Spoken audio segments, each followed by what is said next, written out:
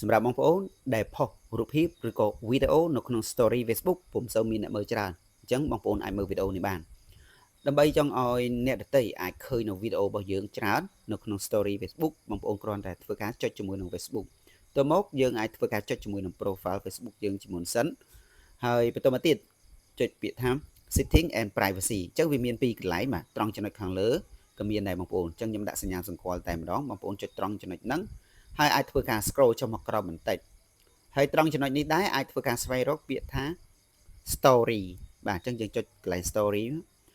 ហើយអ្វីដែលសំខាន់ដែលខ្ញុំចង់បង្ហាញបងប្អូនគឺតកតងជាមួយ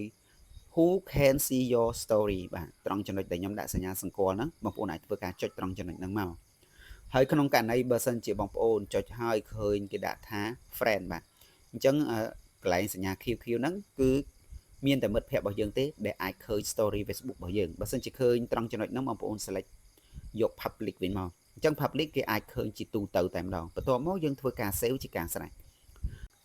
បន្ទាប់មកបងប្អូនក្លែកមើលត្រង់ចំណុចខាងក្រោមដែលគេដាក់ថា allow other to share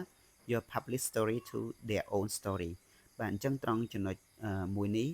បាទបងប្អូនអាចធ្វើការបើកនៅពេលដែលបងប្អូនបើកមុខងារមួយហ្នឹងមានន័យថានៅពេលដែលនរណាម្នាក់ឃើញ story របស់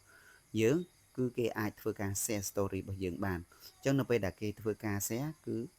story Facebook របស់យើងកាន់តែមានអ្នកមើលច្រើនតែម្ដងបាទមើលឃើញច្រើនណាបាទអញ្ចឹងយើងបើកមុខងារមួយហ្នឹងហើយត្រង់ចំណុចខាងក្រោមគេដាក់ថា allow people to share your story if you mention them អញ្ចឹងមានន័យថានៅពេលដែលយើងធ្វើការផុស story ហើយយើងធ្វើការ mention មិត្តភ័ក្តិរបស់យើងអញ្ចឹងគឺគេអាចធ្វើការ share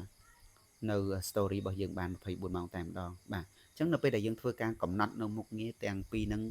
រួចរាល់ហើយបងប្អូនចូលមកកន្លែង home ហើយយើងចូលទៅតេស្តមើលកន្លែង story ណាយើងដាក់ថា create story បន្ទាប់មកទៀតគ្រាន់តែធ្វើការ select ទៅលើវីដេអូឬក៏រូបភាពដែលបងប្អូនចង់ធ្វើការផុសណាបាទអញ្ចឹងខ្ញុំសូមធ្វើការ select នៅវីដេអូមួយនេះដើម្បីធ្វើការផុសអញ្ចឹងដើម្បីយើងចង់ដឹងថាយើងកំណត់បានជោគជ័យឬក៏អត់បងប្អូនអាចធ្វើការតេស្តបានគ្រាន់តែធ្វើការចុចកន្លែងពាក្យថា setting ត្រង់ចំណុចខាងក្រោមរួចហើយយកពាក្យថា privacy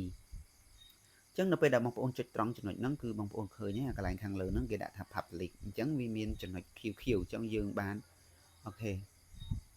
select ឬក៏យើងបានដាក់ជោគជ័យហើយបន្ទាប់មកទៀតយើងគ្រាន់តែធ្វើការ share ជាការស្រេចបាទអញ្ចឹងសម្រាប់វីដេអូក្នុងការ post នៅក្នុង story Facebook ដើម្បីឲ្យគេមើលឃើញច្រើនគឺមានត្រឹមតែប៉ុណ្្នឹងទេសម្រាប់ចែករំលែកទៅដល់បងប្អូនទាំងអស់គ្នាសម្រាប់បងប្អូនដែលគិតថាមានអត្ថប្រយោជន៍អាចធ្វើការ share បានវីដេអូនេះគឺមានត្រឹមតែប៉ុណ្្នឹងទេអរគុណច្រើនជម្រាបលា